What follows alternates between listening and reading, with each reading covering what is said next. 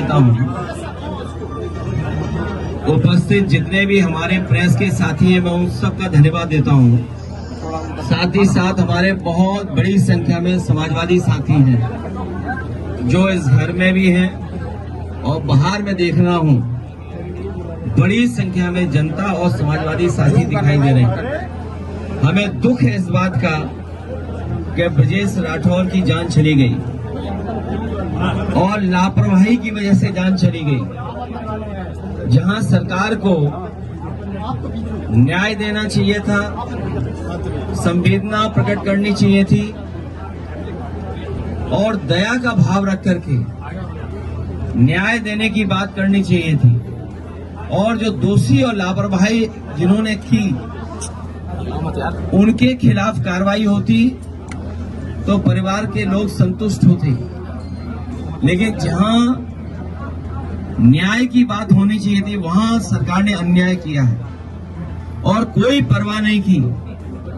ब्रजेश राठौर के पिता बुजुर्ग हैं, भाई कमजोर दिखाई दे रहा है, जो पत्नी है वो गर्भवती है, मां भी इस हाल में नहीं और परिवार के इस हाल में नहीं है कि पुलिस का मुकाबला कर पाते।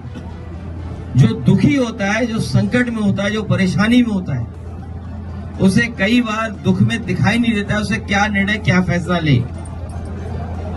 इसलिए हमारी मांग है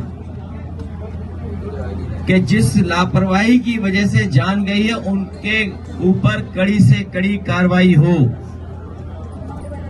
दोषी अधिकारियों के खिलाफ कार्रवाई हो, इस परिवार के ऊपर जो झूठे मुकदमे लगे हैं वो वापस हों।